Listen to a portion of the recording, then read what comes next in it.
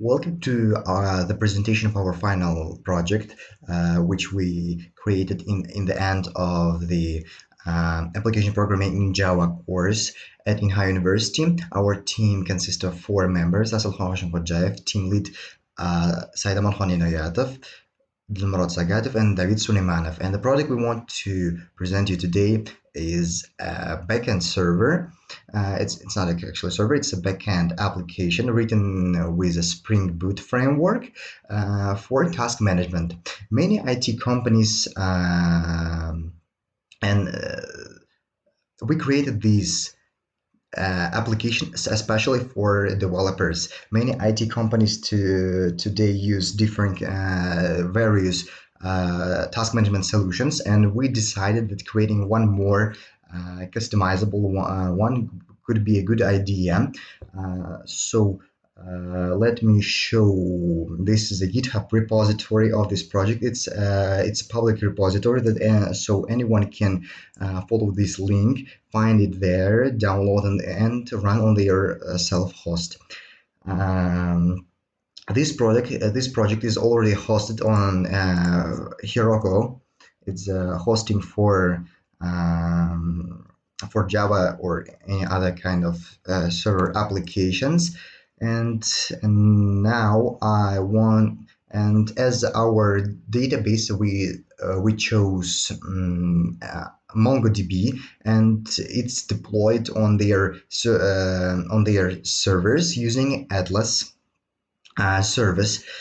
Here we can see our remote database, our deployment. It's a collection, and now I will open Postman for sending HTTP requests to show what our project can do. But before that, let me show you the architecture of our application. Here we have services, but let's start from here. We have here we have configurations. Our application uses Java Web JSON Web Token for authentication. It means that only authorized users can access any path except registration and authentication, because to prevent them to accessing other paths, we created a filter, and before each request it checks whether user has a token and whether it's valid to get the data needed. Here we have our controllers to accept requests. Here we have our models to work with database to store the data which we get from the client. These are repositories needed to work with our database, and the last folder is folder with services we need to actually work with the data. Now let me go to Postman. But before that, let me open the Compass. Here you see that we don't have users here yet, so there is no need to authenticate. That's why let me first create a user. I will call him Aslkhon. It's my name, and let me go with easy password, and let's create the user. Now we see that 200 came. It means that user was created, and here I got my token. But to check our authentication, we could send this information. Let me change the password a little bit to show you that if I type improper password, it gives me unauthorized. I write here my password, and I get my token. Let me set this token to my variable, and here you can see that my current URL is https usfinishit Heroku app. It's a server where my backend is deployed, but when I was deploying locally, it was localhost 8080. After that, I need to create. After that, I can go and get user info here. And you see I get my ID and username. I can update information of user. I can, for example, if I want to change my username, I can go with Aslkhon with X and leave the same password. Here I, as authorization, have my token. From here the backend will get my username to my old username to change the information, and done. 200, it means that my username is updated. If I go back, I will see nothing because I need to re-authenticate. Because you remember that all paths except authenticate and register are needs they need authorization beforehand. I send it one more time. Yes, I got new token. I set it as my token. And let's go back to get user info. And here we are. We got new or user updated. So how does our application work? In our application, users have different documents where they have tasks, either tasks or commands, and one user can have a lot of one user can have a lot of documents, and document can belong to many users. So let me create new doc. I will call it simple doc and add description to it. Description. Let me stay with description. I sent it and I got 201. It's my ID. Now if I go to docs, if I enter it here to my path, I can get my doc. It's my document here. It's ID, simple doc, description, and all the other stuff. If I go to get all docs, I got my all docs. Then this is update, delete operations, and now I will go to create a new task. Let me write some task. I delete done. I add some deadline here to the task because we need to keep track on it. I will paste my document ID I got when I posted document, and if I send, I get the task ID and my document was updated. If I resend this again, we can see that we have a new task which can consist of content, some task, deadline, and it's not done.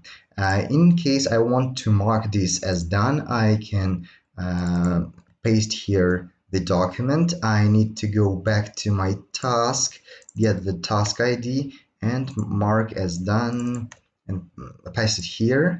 And if I send it to 200, okay, it means that I marked it as done. If I get back to the document, send it again, I can see that done become true. And let me go to the last part.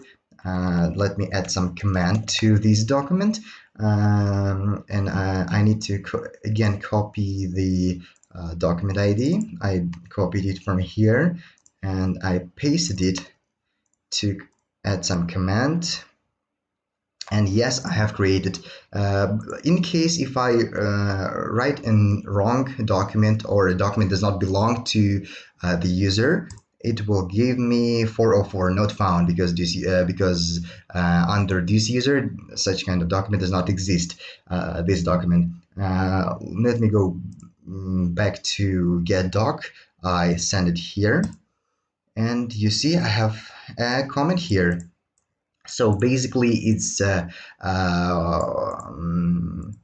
these are APIs which go together with our with our Spring Boot application. Now I want to show them in real life. This application written on Flutter, and this is also open source projects. So we will post it on GitHub as well. Let me go to authorization, and let's write here my username and password and see whether I can sign in. Actually, this Flutter application is not finished. We wrote it only to show what our web application is capable of. It was as demo, and we hope that we will soon publish it on GitHub. And if I try to sign in, it's signed in. It goes to my server. Sorry for this dumb data, but we basically wanted to show that you can add new document, you can authorize, create a user, and basically our APIs work. Description. And if we create, it's not fully working, but nevertheless, let's go back to our Postman, and from here you can see that all the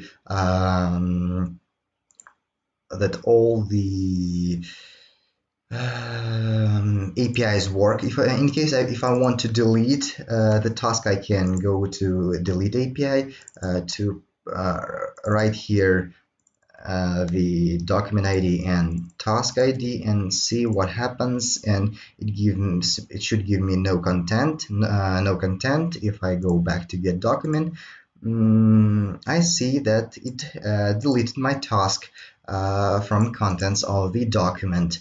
But let me say about the purpose of the application. Basically, we created this application for developers as open source project for task management. They can download the code from our repository. It's under MIT license. It means that it's open source project that anyone can download and modify however they want, and they can customize it to their needs. They can change the models. They can add new controllers however they need, and then deploy it on their own server. Here but before that they need to add some configurations. They need to write their own application properties, and now we have deleted it from here because